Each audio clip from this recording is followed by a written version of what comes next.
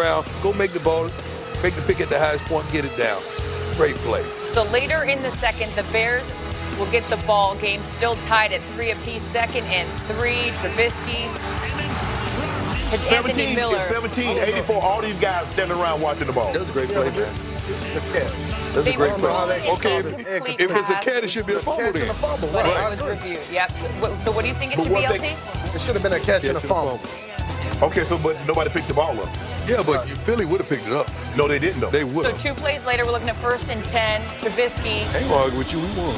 Almost intercepted. That should have been a pick. Great play as well. Bad throw, bad read by Trubisky. Bears will kick a field goal. They take the lead 6-3 at halftime. Third quarter, Eagles ball. Foles. Jordan Matthews incomplete. But there would be pass interference. See, that's a hard play. When the ball is underthrown, the receiver has the natural tendency to try to work back through the defensive back to go get the ball. That's a hard play for a corner. So 1st and goal, touchdown. Eagles lead 10-6. Matt Nagy not loving that. We're going 4th quarter, ladies and gentlemen. Bears ball trailing 10-9, 2nd and 4. Trubisky, who had a nice game. Josh Bellamy, 34 yards. They ate that side That's one of of the those field catches up. when you're unsure of your hands. They ate that side of the field up all day long. Next play, Trubisky. Once again, they ran an out and up. I mean, you know how hard it is to run an out and up when you're bumping. Great route, great throw. Watch him dip him off at the street bus. Get out the backfield, 29. He put a cord to get off at that stop. So they decide to go for 2. Khalil Mack in on the play. Taylor Gabriel gets the ball stopped short on the goal line. Why don't you let somebody with a little bit more bricks in their pants run that play time? 15 to You got 10. Jordan Howard Later in the playing by 4th, 2:30 on the sideline. 1st and 10, Foles to Alshon Jeffrey with the Bears 45. Move the chains. So we're looking at 2nd and 10. Foles. Wide check middle. Nice play, man. Nice play. Got her 10 yards. To the 34-yard line. 5 plays later. Sitting at 3rd and 9, Carson Wentz looking on. They dwindling down for you, Carson. Alshon Jeffrey. Moving to the chain. Bears, That's 2. what he does. Matt Nagy looking on. Bears let 30 seconds roll off the clock before calling a timeout. Aaron Sproles. I thought they got a little Stop too with no conservative. gain. A little too conservative right here. I did not like the play calling. No gain again. But they made Chicago eat up some 2 of their timeouts. Hey, time. Yeah, but you If can't. you see somebody come out in this formation with their lineup is, tell me the first thing you're thinking of the defensive back. Eagles going for it. 4th Spread and out. goal. Turn out to a pick. I'm thinking of a pick, some kind of Golden pick. Tate. Eagles lead 16-15. Jump outside, back. Yeah. You got to safety inside.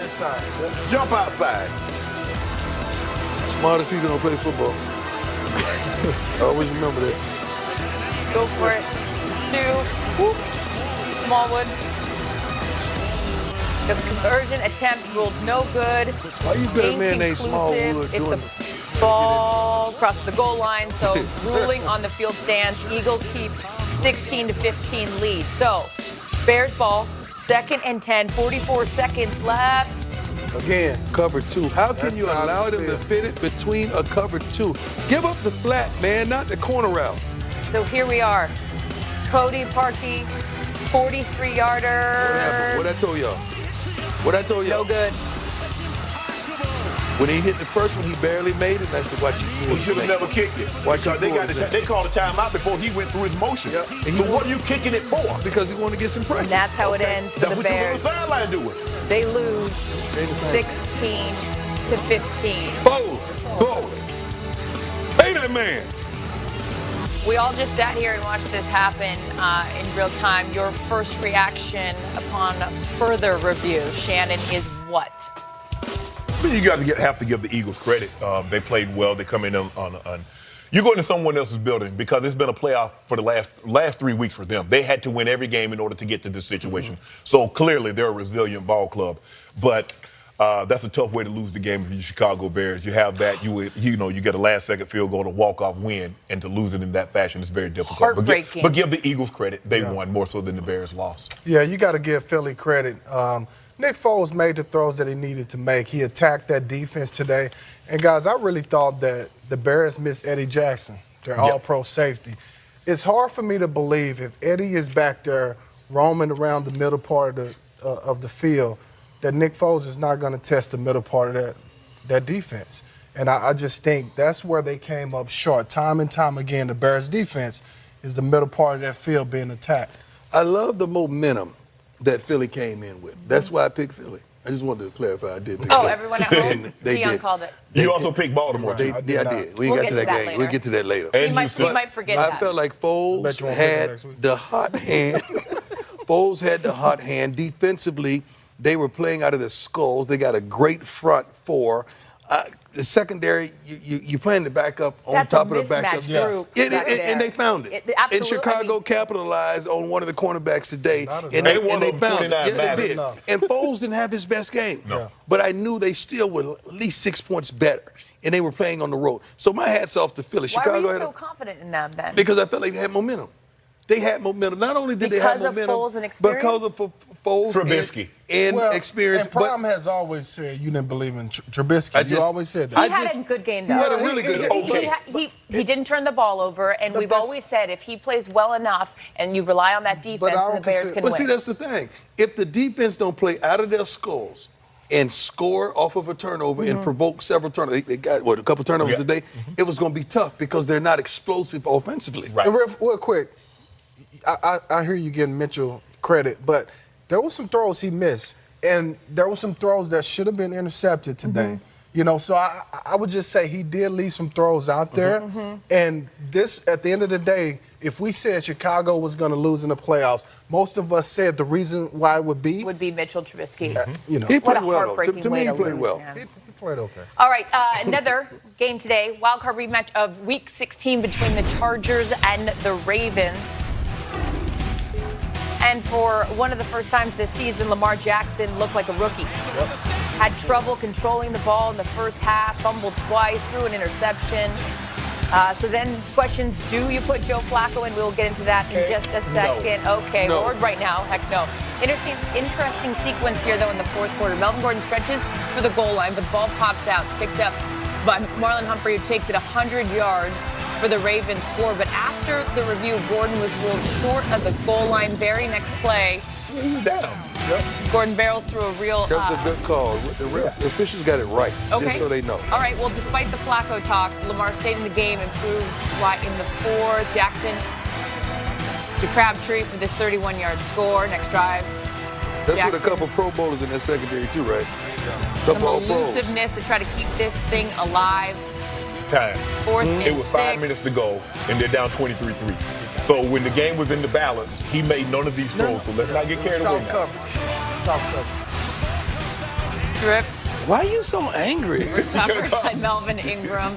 Chargers win this one 23-17 and move on to face the Patriots. Lamar Jackson was held to just 54 rushing yards and completed less than 50% of his passes. Phillip Rivers was also held in check by the Ravens defense, but he did just enough to pull off the win. Here he is after the game. You find a way to win in a postseason. Who cares if it was ugly or not? There's been a lot of bad offensive performances against that defense, and I wouldn't call ours bad today. It was at times it was very efficient. Had so many short fields, you weren't going to attain a lot of yards. Had a couple huge third down conversions. We did a much better job in the protection, and we really protected the ball other than one time. And then I had one bad throw that got away from me on the one to Mike that they didn't come down with. But we did enough.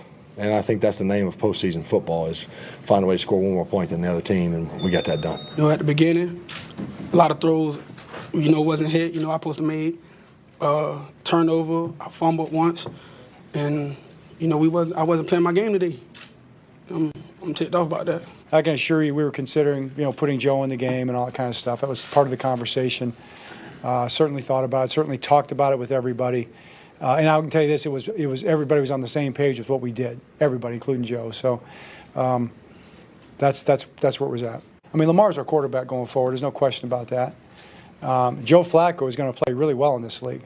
Joe can still play. I think we saw that the first half of the season. Joe's going to have a market. There's going to be a lot of teams that are going to want Joe because they understand that. And I'll be in Joe's corner wherever he's at. Unless we play him. I have every expectation, every plan to be here as long as the Ravens want me here, and I believe they want me here. And I think that's been made clear by them to me over the last few weeks. And like I said a couple weeks ago or last week, I love everybody in the organization. There's just great people, and expect to go forward with that as long as that's what they want to do, and I do believe that's what they want to do, and let's roll. Joe Flacco, where's he going? Wow. He going He ain't gonna be there. Because if you listen to John Harbaugh said he's gonna play a lot of good football for years to come. He ain't mentioned anything here. I'm gonna support Joe wherever he may be, except he plays us.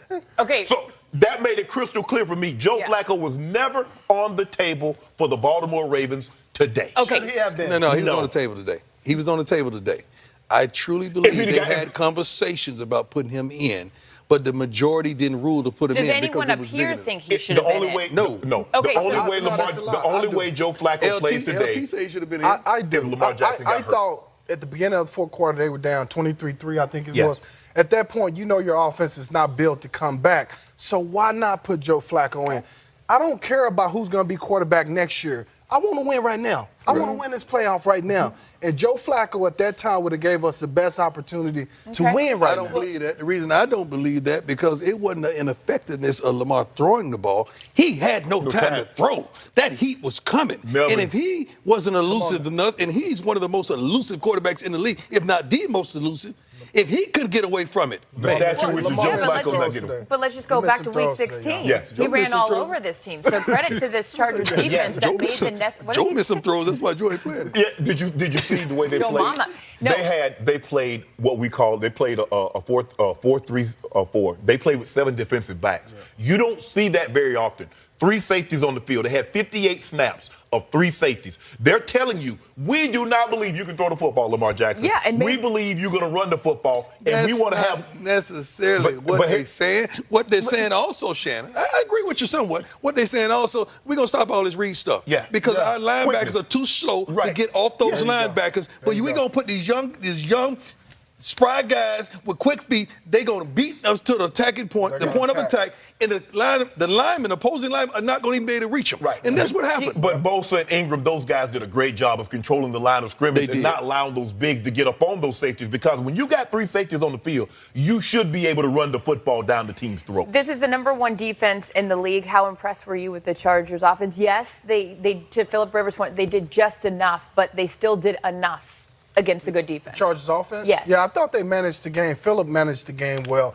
especially early. Baltimore gave them opportunities to kick field goals early. You got to give Baltimore credit because they made them kick field goals. They kept them out of the end zone. Right. And so if you're Phillip, you're saying, hey, just not do anything crazy. Yeah. Don't beat ourselves. We're kicking field goals. We're up. Make them beat us. And I thought he managed the game well. Yeah, they absolutely did. And that Chargers defense did an incredible job, control time of possession and all sorts of things, being able to advance to the next round.